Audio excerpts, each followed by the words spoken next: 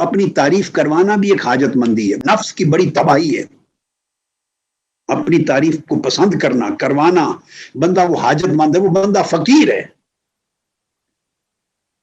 میں ایک مرتبہ نیو یارک میں امریکہ میں میرا خطاب تھا،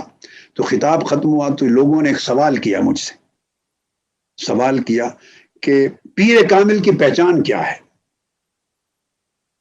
یہ سوال کیا، پیر کامل کی پہچان کیا، شیخ کامل کی، سمجھ لے شیخ کامل کی پہچان کیا ہے؟ میں نے کہا کہ ایک جملے میں پہچان بتا دوں، شیخ کامل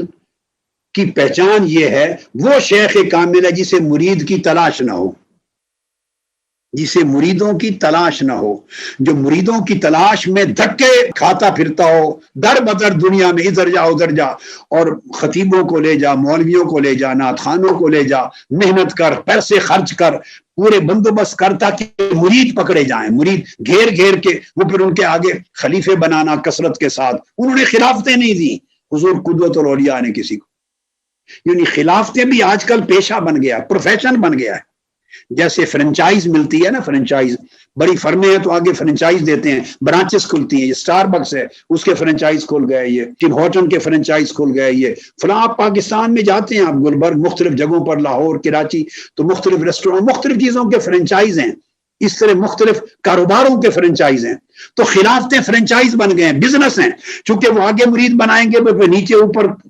کمیشن کے حساب سے خرچہ جاتا، ایک نظام ہے، کاروبار ہے، دھندا ہے۔ اسی دھندے سے دلوں اور روحوں کو نکالنے کا نام تصوف تھا، اسی لیے فقیری وجود میں آئی تھی کہ دل دھندے سے پاک ہو جائیں اور اللہ کے سچے بندے بن جائیں۔ عبادت ہو تو خالص اللہ کے لیے، سجدہ ریزی ہو تو خالص اللہ کے لیے،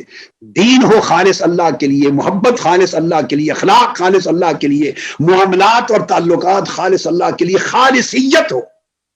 تو انہوں نے پوچھا شیخ کامل کی پہچان، میں نے کہا شیخ کامل وہ ہے جسے مریدوں کی تلاش نہ ہو، اور جو مریدوں کی تلاش میں بیچارہ مارا مارا پھرتا ہے،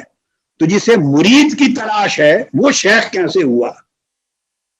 یہ تو مرید کی شان یہ ہے کہ اسے اللہ کی تلاش ہو،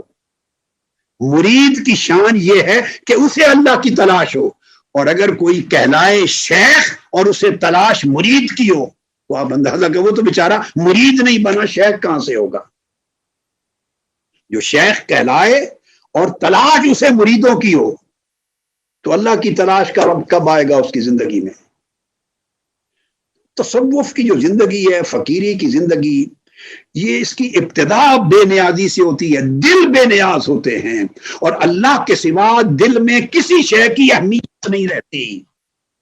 بندہ مستغنی ہو جاتا ہے، نہ اس کا سر کسی کے آگے جھکتا ہے، نہ اس کا دل کسی کے آگے جھکتا ہے، نہ اس کے دل کا دامن کسی کے آگے پھیلتا ہے، نہ اسے کسی کی حاجت ہوتی، بے نیاز ہوتا ہے۔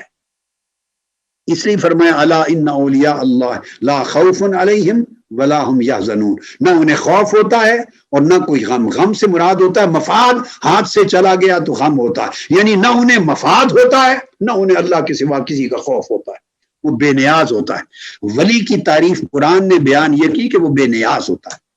دنیا سے بے نیاز، حرص سے بے نیاز، لالچ سے بے نیاز، دنیاوی مفاد سے بے نیاز، مریدوں کو بنانے گھیرنے کاروبار سے بے نیاز، دھندے سے بے نیاز، ہر چیز سے بے نیاز۔ کوئی میری تعریف کرتا ہے نہیں کرتا، اس سے بے نیاز۔ تو ان کے اندر بے نیازی دیکھی، تو مخلوق اور دنیا کی حاجت مندی نہیں تھی۔ سب سے پہلے نئی ویڈیوز کو حاصل کرنے کے لیے شیخ الاسلام ڈاکٹر محمد طاہر القادری کے آفیشیل یوٹیوب چینل کو سبسکرائب کریں اور بیل آئیکن کلک کریں۔